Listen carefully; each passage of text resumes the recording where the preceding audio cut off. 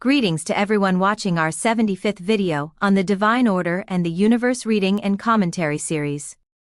Good evening, everyone. Yes, let's start reading where we left last week. In mankind, provided that it always stays within the cadre of the great order of nature and evolutionary harmony, much wider and encompassing variations of the state of complying to the harmony of the communal plan necessities are observed. For example, the harmony which manifests as a great peace and calmness among mankind in some places is not different, and apart from the harmony which advances in many other places as annoying and harming, strangling and killing each other. All this turmoil which is seen as disharmonious and defective in the view of mankind is the manifestation of universal harmony which is devised and regulated according to various degrees of merit, developmental needs and power of mankind, in accordance with the world order. Therefore, the world life which embraces all with life, starting from grit and stone, and the motions and events belonging to them must be taken as a whole with this aspect of it. It is like an immense orchestration whose sounds, when taken separately, resonate as discord and grate on the ear, but become harmonious, beautiful, and even necessary states and values for the perfection of the orchestration, when they are heard within the whole of it. If a man who does not understand about knowledge of composition and orchestration attempts to tune an instrument which apparently sounds jarringly to his liking, he may disrupt the harmony of that orchestration. However, the whole state of the world is within a harmony which has an infinite scope that cannot be compared with such an ordinary orchestration. In this regard, the world is an immense composition which has been established with all its constitutions, and the ones who put into effect this composition are the great composers in duty, who have adapted to the original necessities coming as filtered from the unitary. That is, they are the great organizers. We, human beings, when we talk about our world, we assume that it revolves around the sun only for behalf of the humankind. As though it is created for humans, the sun shines for humans, universes are created for humans. However, we are just spiritual beings proceeding, advancing within this universe. I mean, the universe already is. And we are just travelers going by the currents of the river which recirculates in a perpetual motion. And, we are just started to learn this fact by learning how to drive ourselves, I mean without crashing to the right or to the left, without running aground, and advancing gradually, slowly. And this phrase in this passage, the whole state of the world, is not about human beings only, but about all spiritual beings. And I am sure that, our dear friends that are watching us since the first video in this series, they now know the true meanings of these two words, development and evolution, that entire process of those developmentary stages. And here, this phrase of whole state means this entirety. Also, the word merit is mentioned, and all of us now very aware of the importance of merit in our daily life. We live the consequences of the work messed up by the people that don't have the merit. Because of such people, things became so complicated and messed up that for restoring them into their original state requires spending more energy. And from this passage, I understand that, human beings are the spiritual beings that are about to complete the human stage. And it is better to think and consider the world not only related to humans but related to animals, plants, all other planetary environment and the spatium. You know, we mostly evaluate the results of the events we live in, rather the cause and effects chains behind them, or their other connections to all the other spiritual beings you mentioned. Something I notice and find amusing is, generally, we ask why this happened to me, when something bad happens, but we don't ask such questions when something good happens to us. As though some part of us acknowledges that this is because of the merits we gained throughout all those past lifetimes. And, we gain merit when we live the events and life in alignment with our life plan, in other words, by properly responding to the needs of our essence being. And because we cannot comprehend the true needs of our beings, because the evolutionary needs of our spirits are even beyond the comprehension of our beings, whenever we make choices, we either choose from the sensuality, the earthly craving side, or from the intuition of duty side of our conscience mechanism. I mean, either from this or that side, always between two opposites. and by such choices and by living the consequences of our choices and actions, gradually we learn to make choices in alignment with the needs of our being. We had read in the earlier passages an example of a bar magnet to explain these opposite poles of the equilibrium, which always gets disrupted by the choices we make from either pole. Yet it always finds a neutral line at its center, as it gets restored again and again, after each choice and decision we make, in each lifetime we have. Depending on the values we added to this or that side, motion occurs from the less side to more side. Yet, depending on our choices and actions, whenever the sensuality side gets more and more values, then the need of restoring the equilibrium arises. And this generally happens as the events when we encounter the consequences of our previous choices and actions, because only then we learn to add more values to the intuition of duty side of our conscience mechanism. Yet we read in the legends, myths, tales and religious texts that when the communal or individual conscience is buried under this or that excuse or justifications, when people choose to turn a blind eye and a deaf ear to atrocities as long as they are safe, then tests and trials become inevitable for them, because the equilibrium has to be restored. And at such extreme situations, people has be tested by the sudden destruction or absence of the things they cling to, they become identified with. Humankind had been advised many times, by religions, by teachings, by initiates, by sages, by scholars about the inevitable consequences of such extreme states and attitudes.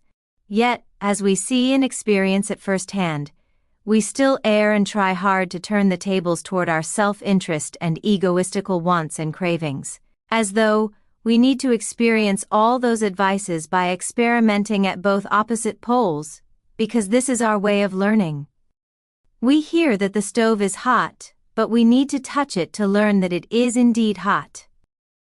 However, if we go through the consequences of our previous choices and actions, that is, through the life events, and if we learn the lesson they bring along, then this rises our awareness, widens our comprehension, and then we gain some altitude which we may call as merit. On the other hand, it is natural that our attention is preoccupied with the negative results and consequences of events. Because, if everything is fine, if there is no problem at all, we tend to become inert, lethargic, taking this way of existing granted. Then, life brings us those events that will shake, disturb, annoy, nudge, kick us into action. And in this passage, we read that the seemingly disharmonious and harmonious components of life events are like an orchestra. When heard by itself, an instrument may sound inharmonious, yet when it plays with the entire orchestra and keeps the intended rhythm, then it is a part of the whole, and such an important part, that, had it not played, then the composition could not be played.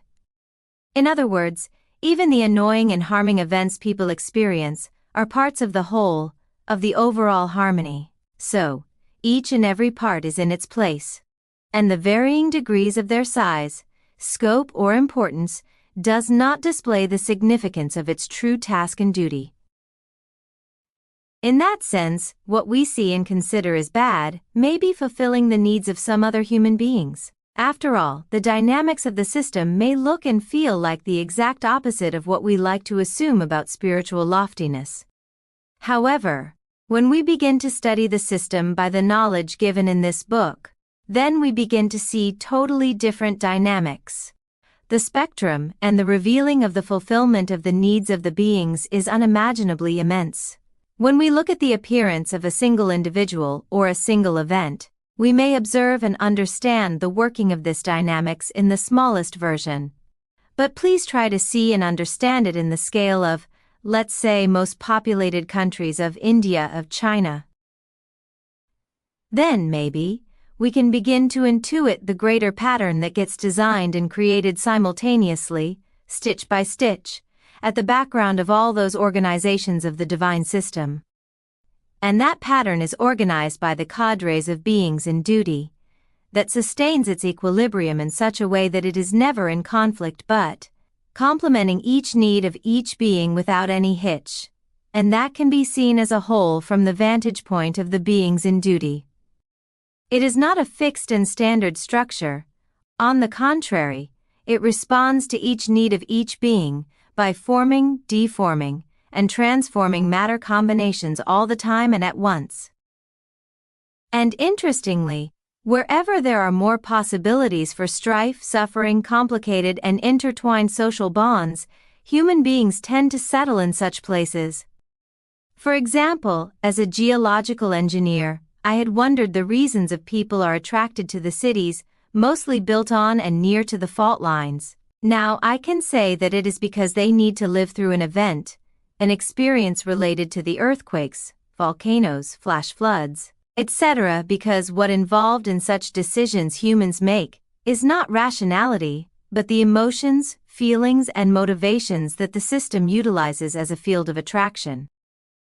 For example, I travel back and forth between Istanbul, a megacity, and Datça, a serene coastal town, and I can observe the intensity or number of events per unit of time respectively. Indeed, wherever we are and whatever we experience, it belongs to this greater pattern of the system. And also, we humans appreciate more when things are hard to get, to gain through hardships and suffering. This is the way our psyche works. Actually, the method of the higher plans is to educate beings in and by matter. You mentioned that people tend to settle and live in areas on and around fault lines and volcanoes.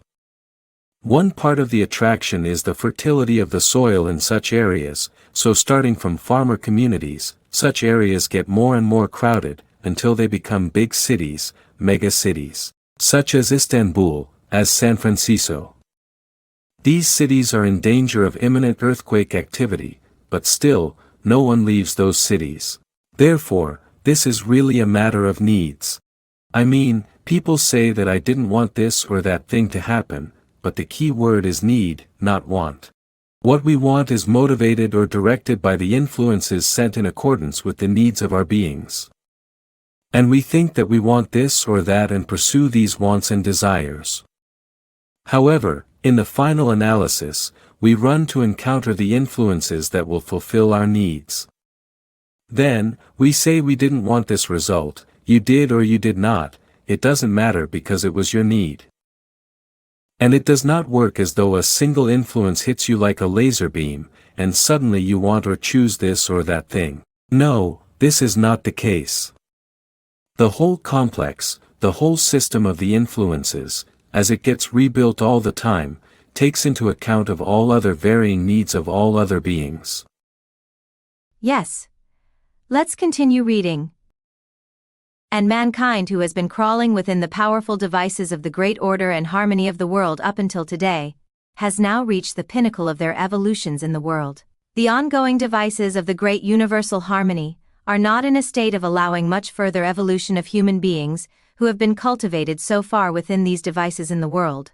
For, mankind is in a state in which they have rendered all their refining experiences within the possibilities of hydrogen cosmos, have overcome all developmental stages belonging here, and completed their cycles. Their essence beings make strenuous efforts to reaching new horizons, new environs, and new illuminated lands, filled with developmental possibilities. They have the longing and intuition to attain the widest possibilities of the great universal harmony, and becoming of that harmony.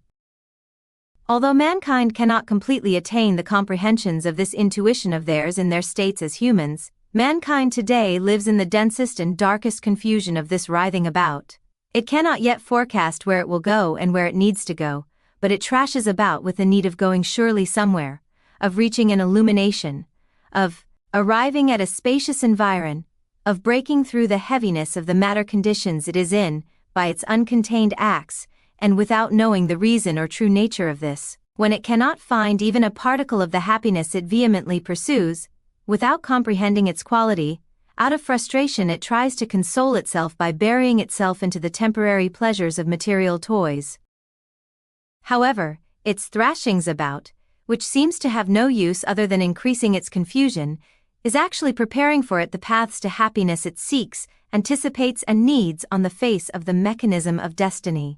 And in order for mankind to attain this happiness they vehemently expect, the necessary devices are certainly on the way of establishing within the great harmony of the cosmos. These further devices are appreciated and determined within the harmony of the divine order, in accordance with the imperative of effectuating necessary forms according to the new wants and needs which reached maturation and with the gradual changing of the current world order.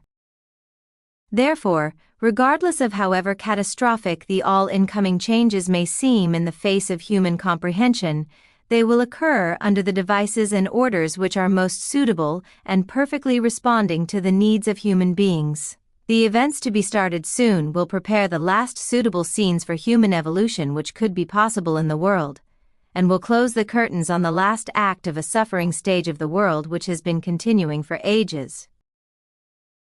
First, I'd like to add a few more things about the topic I previously mentioned. Years ago, during our spiritual studies, the stage of humanity was like a final stage for us. I mean, we assumed that what is beyond was not necessary for us. Yes, of course, there was Spatium period, but later we would be reincarnating all the time as humans. Yet, in 2013, the divine order and the universe is disclosed and printed as a book we now read together with you. And we read the book's definitions about the developmentary stages following each other and what is our position as beings in those stages. And moreover, the book also explained to where our journey will lead us. I repeated many times but I will repeat again that, this current human stage is just a short stage within our spiritual development in this matter universe.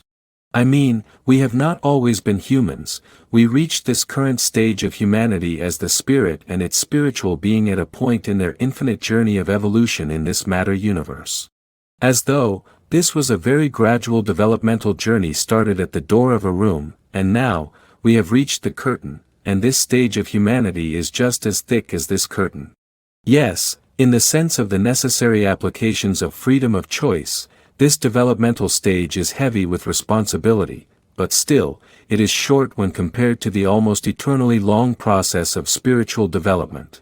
In other words, after we complete this stage by gaining all knowledge and lessons we need to learn at this stage, then we don't need to return this stage, unless, as beings in duty, with duties related to this world and to the human beings alive then.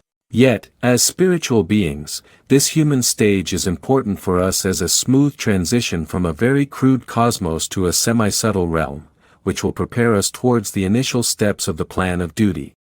Let me repeat, again and again.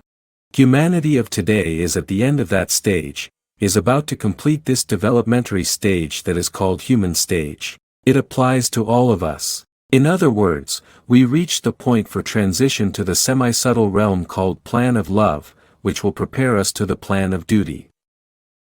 So please, do not preoccupy yourself with those questions like who is chosen, who is not, who deserve that plan, who does not. Preoccupy yourself with increasing your experiences with matter. And you can ask a very important question. If we will pass to the semi-subtle realm anyway, then why do we need to increase our experiences with matter?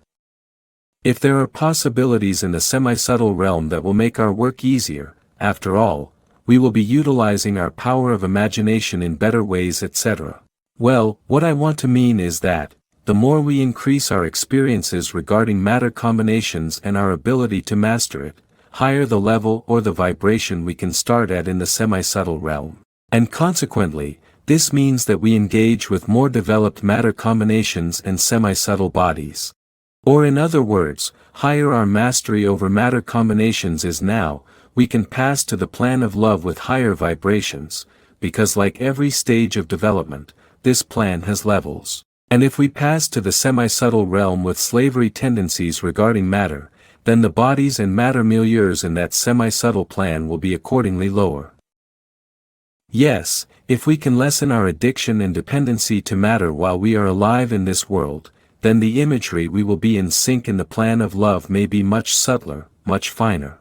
This may help us in starting to become of that ever subtler matter combinations as we get better and better at mastering these. Your words about the new generations reminded me a chat I had with a 10-year-old niece of mine, a few weeks ago. Her mother passed away last year, and of course, she is full of questions about death and dying, the hereafter, communication with the deceased, etc. She told me that she was trying her and astral projection. She and her friends name it differently. I think they say shifting. And she explained me that if we can concentrate our attention on something, we can go to other dimensions, but it is very important to know how to come back, and asked me how she can come back without getting lost in other dimensions. She is already interested in concepts like parallel universes, etc., and she questions things, instead of accepting whatever she hears and learns. If many young human beings are like her, then surely beings will be dissatisfied with the reality they live in, and they try to increase their capacity, to widen their understanding. And what we read in this passage, mankind is in a state in which they have rendered all their refining experiences within the possibilities of hydrogen cosmos, have overcome all developmental stages belonging here and completed their cycles. Imagine the levels of those beings that make up the new generations can start at in the plan of love.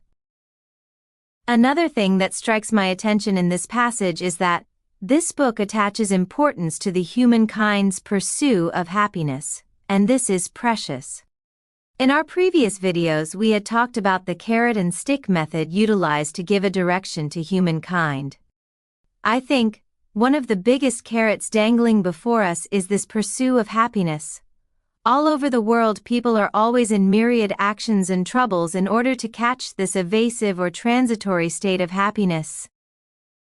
Yet we read in this passage that the happiness human beings search for cannot be found in this material system. Matter of the hydrogen cosmos cannot give or provide human beings with that state of true satisfaction. Beings can have it not at the cruder matter levels but first, at the semi-subtle matter level, by utilizing power of imagination to gain mastery over matter combinations, and then, when they are at completely subtle levels. After all, beings will not be pursuing happiness anymore, but will become the happiness itself. Because of this state of becoming of that harmony is very important. But please understand, our process of development on the path leading that state is much more important for us now.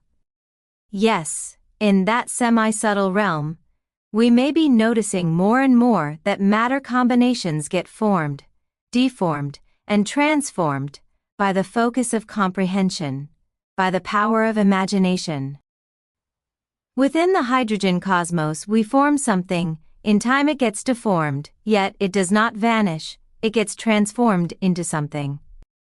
Yes, everything is finite and gets transformed into each other, no matter combination is infinite.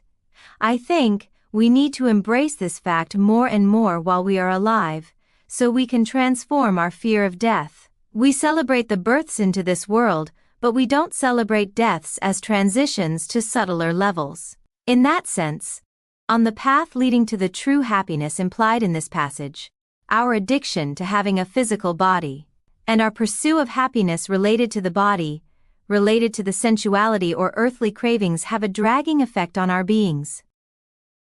And to my niece who is very interested in out-of-body experiences, opening her third eye, gaining a sixth sense, etc., I told her that, regardless of the existence of such parapsychological phenomena, she still has to take care of her body and her brain, because no matter to which dimension or realm her mind can go, at this three-dimensional level she has to drink water, eat food, and visit the toilet.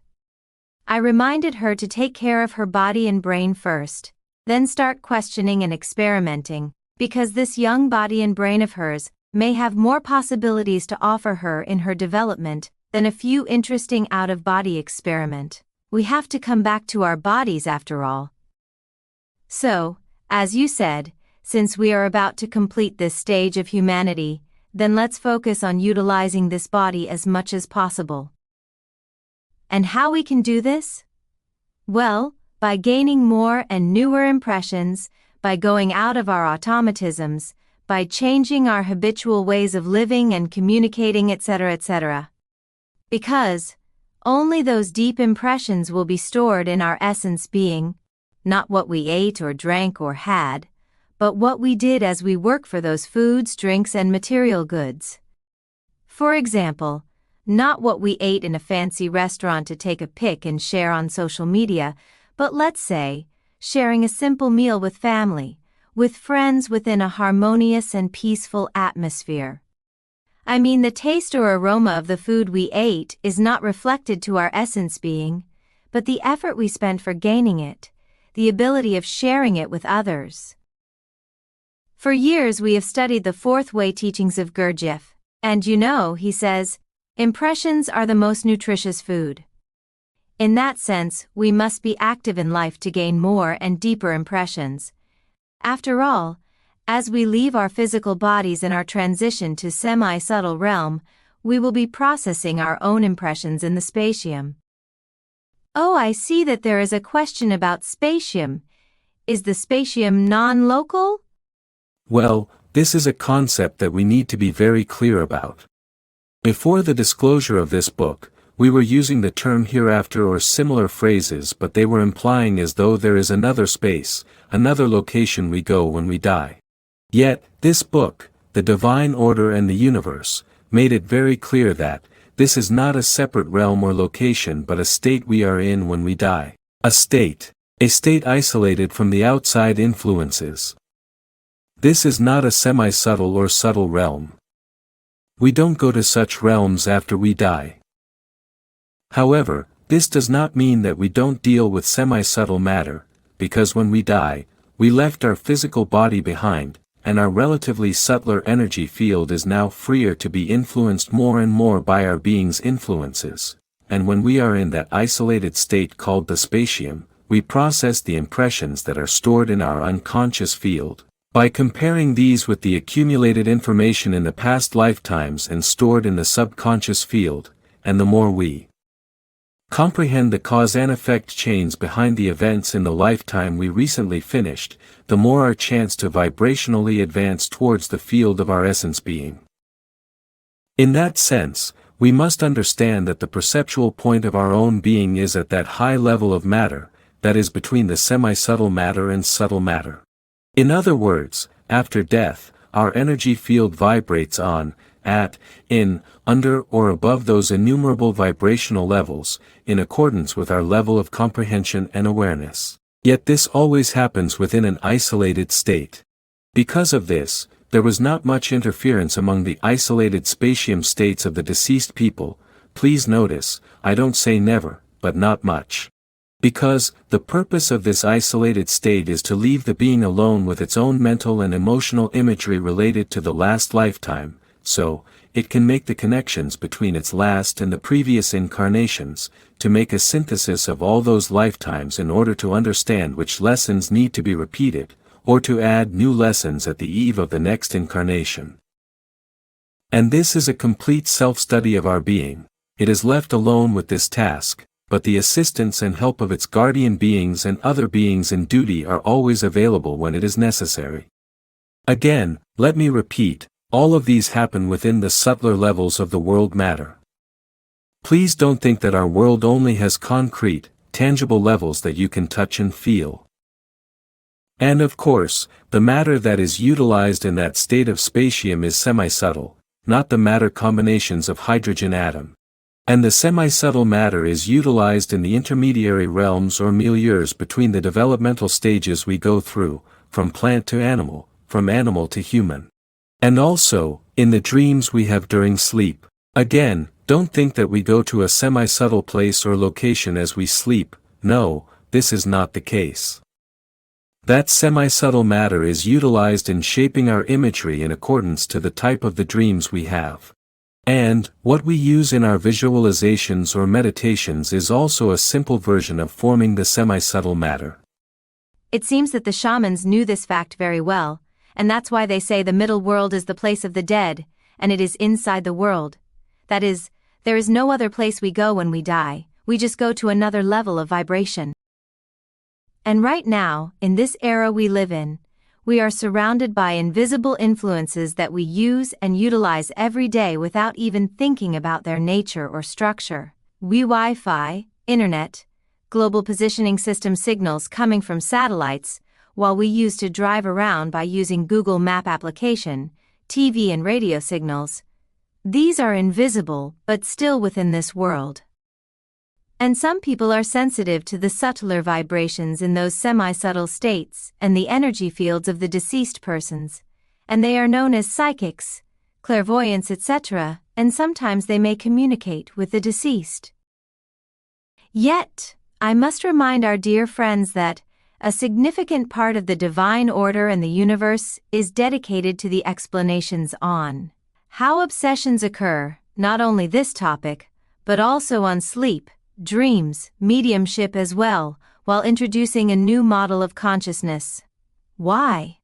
Because what we understand from mediumship or clairvoyance, etc., need to change as well. These explanations are very important, so please read those parts, or watch the related videos in this series.